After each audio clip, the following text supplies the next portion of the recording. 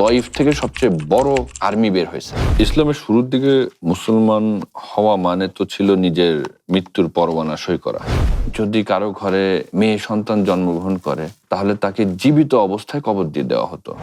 যখন ওহী আসলো, আনন্দিত হওয়ার থেকে তিনি কিন্তু ভয় পেয়ে গেছিলেন, ভীত হয়ে গেল।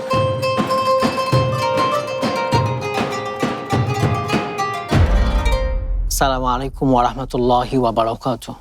আলহামদুলিল্লাহি ওয়াহদা ওয়াসসালাতু ওয়াসসালামু আলা আবদিহিল মুস্তাবা আল মুস্তাফা ওয়া আলা আলিহি ওয়া সাহবিহি রাশাদা। প্রিয় দর্শক, আরডি প্রেজেন্টস দি ইসলামিক পডকাস্ট সিজন 2 থেকে স্বাগত জানাচ্ছি মাসুম বিল্লাহ বিন রেজা। আজ গেস্ট হিসেবে রয়েছেন ইসলাম গবেষক আহমেদ আরিফিন। আসসালামু আলাইকুম ওয়া রাহমাতুল্লাহি ওয়া বারাকাতুহু। ওয়ালাইকুম আসসালাম ওয়া রাহমাতুল্লাহি ওয়া বারাকাতুহু। ভাই কেমন আছেন সব মিলিয়ে? আলহামদুলিল্লাহ, আপনি কেমন আছেন? আলহামদুলিল্লাহ, আমিও ভালো আছি। আজকে শুরুতে আপনার কাছে যেটা জানতে চাইব, আমরা জানি রাসূলুল্লাহ সাল্লাল্লাহু আলাইহি ওয়াসাল্লামকে নবুয়তের আগেই আল আমিন বলা হতো, আর সদিক বলা হতো। কেন বলা হতো এবং এর কি প্রভাব ছিল?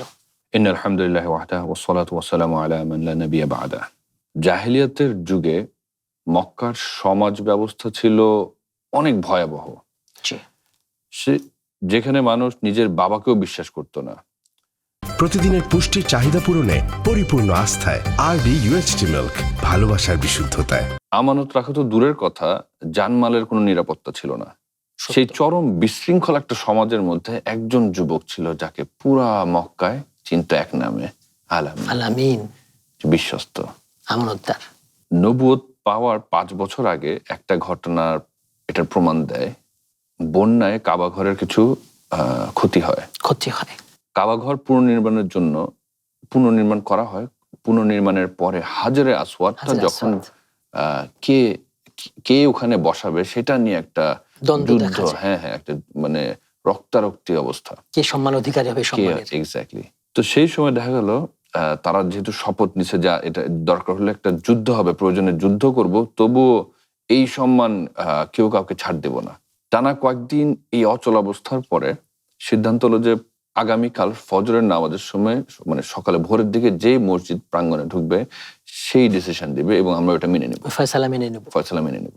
পরদিন ভোরে দেখা গেল একজন খুব সুঠাম দেহের একজন যুবক ধীর পায়ে প্রবেশ করতেছে।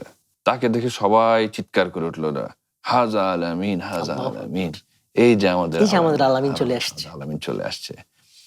তার বিচার, তার ফয়সালাতে আমরা সন্তুষ্ট। এখন তারা তার নাম ধরে ডাকে নেই। একটা জিনিস চিন্তা করেন, তারা ডাকছে কিন্তু সাল্লাল্লাহু আলাইহি সাল্লামের গুণ নিয়ে, গুণ উপাধি। হ্যাঁ, তাকে কিন্তু কেউ মোহাম্মদ আসছে বলেনি, তাকে অন্য কোনো নামে ডাকা হয়নি।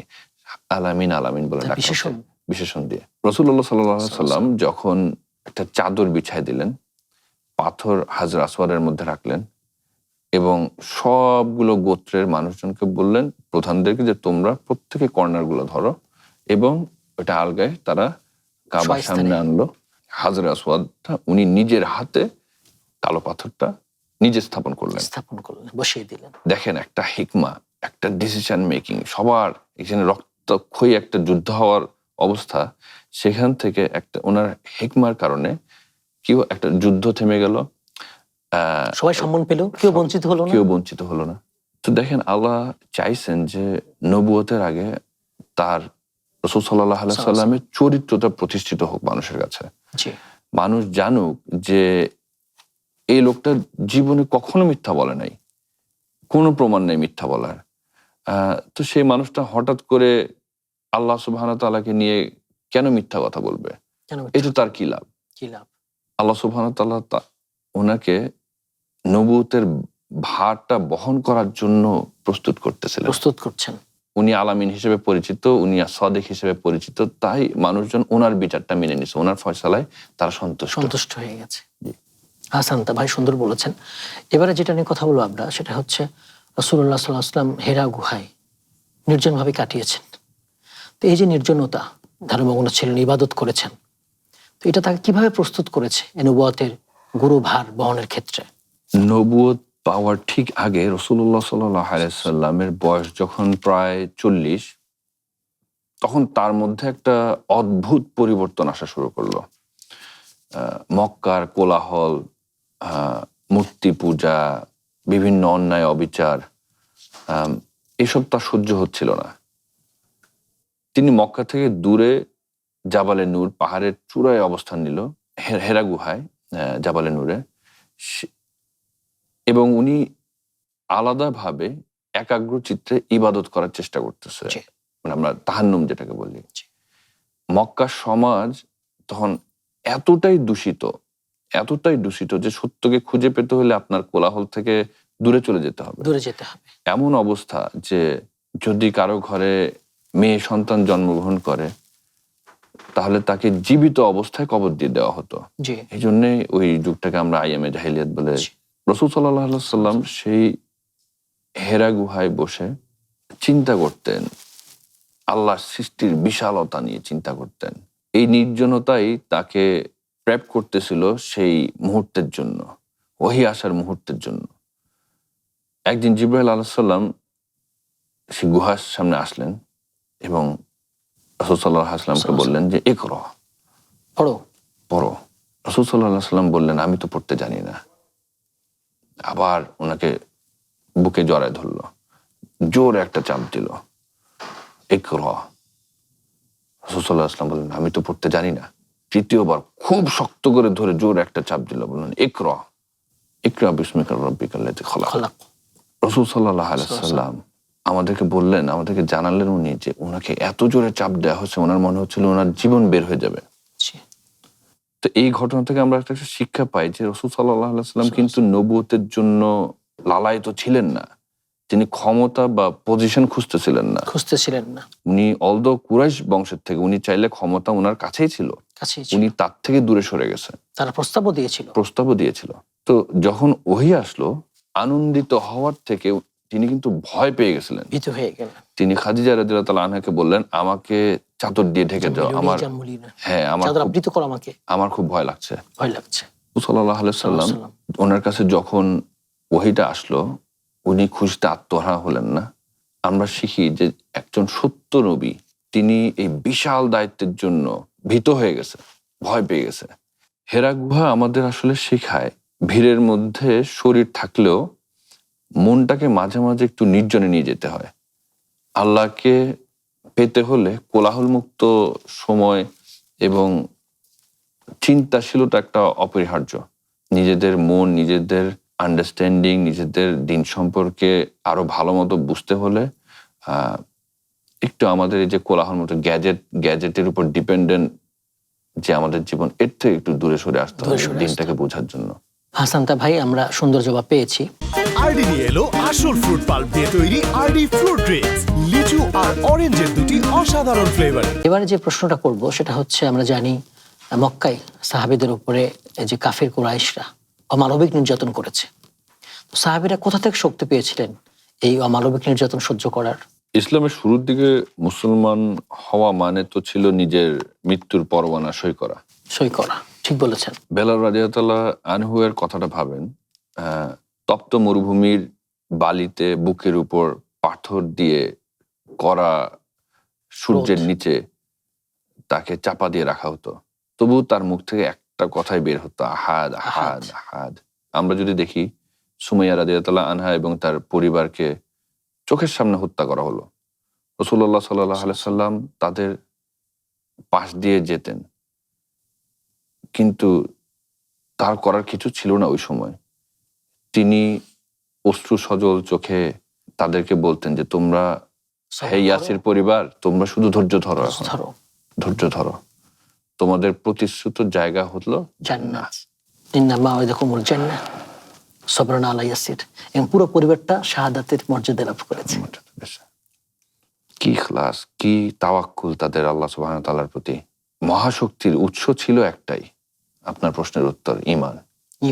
তাদের ঈমানের শক্তি এত, তারা শরীরের দিকে তাকাচ্ছিলেন না, তারা তাকাচ্ছিলেন আল্লাহর সন্তুষ্টির দিকে।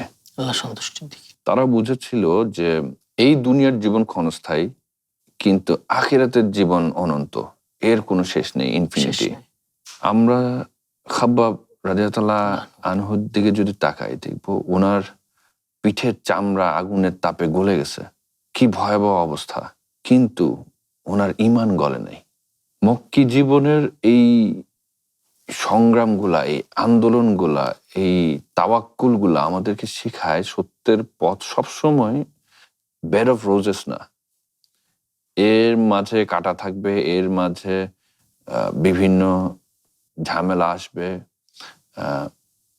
এই পথ সোজা, কিন্তু এই পথ একটু কষ্টের পথ। যার মধ্যে আল্লাহর প্রতি তাওয়াক্কুলটা যত শক্ত থাকবে, তার জন্য এই সব বাধা তুচ্ছ। তুচ্ছ। ঈমান যখন হৃদয়ের গভীরে প্রবেশ করবে, তখন যত বড় পাহাড় সম নির্যাতনও আপনার ঈমানটা ভাঙতে পারবে না। হালকা মনে হবে নির্যাতনটা। জি। হাসানতা, এবারে যেটা আমরা জানতে চাইবো, রাসূলুল্লাহ সাল্লাল্লাহু আলাইহি ওয়াসাল্লামের জীবনের অন্যতম অধ্যায় হচ্ছে তায়েফ অধ্যায়, কঠিন অধ্যায়। কঠিন। এবং তারা চরমভাবে প্রত্যাখ্যান করেছিল। তখন রাসূলুল্লাহ সাল্লাল্লাহু আলাইহি ওয়াসাল্লাম কি করেছিলেন?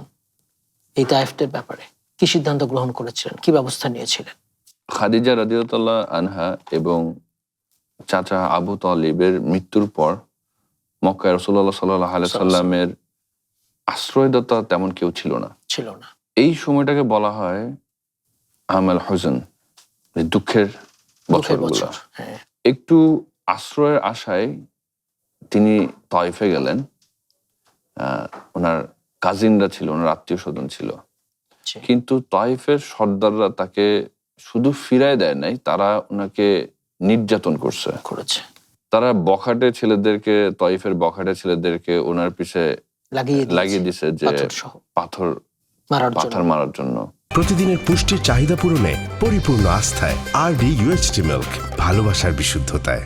রাসূলুল্লাহ সাল্লাল্লাহু আলাইহি সাল্লামের শরীর থেকে রক্ত বের হতে হতে তার জুতো ভিজে গেছে, জুতোর ভিতরে রক্ত ঢুকে গেছে, জমাট হয়ে গেছে। এবং যখন জুতা খোলার চেষ্টা করা হলো, দেখা হলো জুতা এবং রক্ত মিশে আটকে গেছে। কি করুণ অবস্থা! করুণ অবস্থা।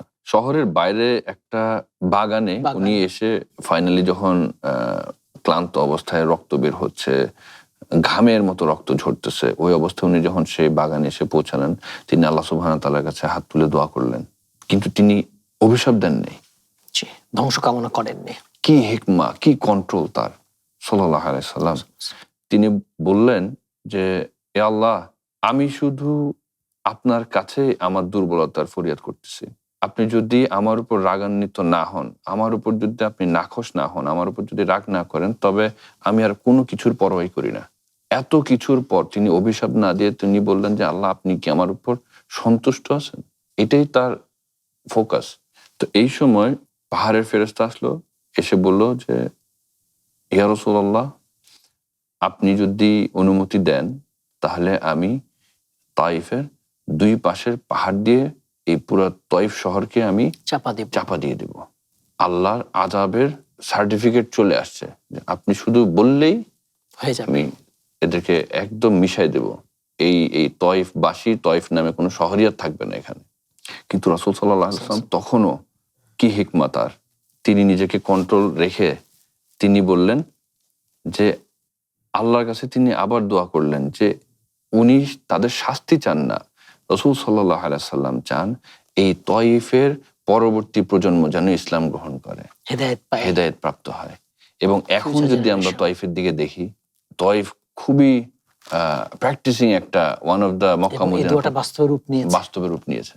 এখন যেটাকে বলা যায় তায়েফ হচ্ছে ইসলামের একটা উর্বর ভূমি। রাসূল সাল্লাল্লাহু আলাইহি ওয়াসাল্লামের ধৈর্য এবং দয়ার কারণে এটা সম্ভব হয়েছে। আল্লাহর রাসূল যদি তাদের জন্য বদদোয়া করতো, এটা হয়তো চলে যেত, ধ্বংস হয়ে যেত। ইভেন আমরা বিভিন্ন যুদ্ধের সময় দেখছি রাসূল সাল্লাল্লাহু আলাইহি ওয়াসাল্লামের পরবর্তী সময়ে তায়েফ থেকে সবচেয়ে বড় আর্মি বের হয়েছে, one of the biggest army বের হয়ে আসছে তায়েফ থেকে, জিহাদে অংশগ্রহণের জন্য পরের জেনারেশন গুলা। এই জন্যই তো তার নাম রাহমাতুল আলামিন। তো তিনি আমাদেরকে আসলে শিখাইছে ব্যক্তিগত আক্রোশ অথবা রাগ দিয়ে ডিসিশন না নিতে। হেদায়েতটা অনেক বড় জিনিস, এবং প্রতিশোধ নেওয়ার ক্ষমতা থাকার পরেও ক্ষমা করে দেওয়াটাই আমাদের রাসূলের সুন্নাহ, ইসলামের শিক্ষা, এটা মহৎ গুণ। জি হাসানতা, আপনাকে অনেক ধন্যবাদ, আমাদের মূল্যবান সময় দিয়েছেন, সুন্দর আলোচনা করেছেন আজকের বিষয়গুলোতে। জাযাকাল্লাহ খাইর। দর্শক, আপনারা এতক্ষণ দেখছিলেন আরডি প্রেজেন্টস দি ইসলামিক পডকাস্ট সিজন 2। আজ আমরা যে শিক্ষাগুলো পেয়েছি তা হলো সত্যবাদিতা, আমানতদারিতা। আরও শিক্ষা পেয়েছি আল্লাহ সৃষ্টি নিয়ে গবেষণা করার জন্য নির্জনে যাওয়া। ঈমান মুসলমানদের শ্রেষ্ঠ সম্পদ এই দুনিয়াতে, কারো ধ্বংস কামনা না করে হেদায়েত চাওয়া। আমরা সবাই এই শিক্ষাগুলো গ্রহণ করব। আল্লাহ তাআলা তৌফিক দান করুন, আমিন। আসসালামু আলাইকুম ওয়া রাহমাতুল্লাহি ওয়া বারাকাতুহু।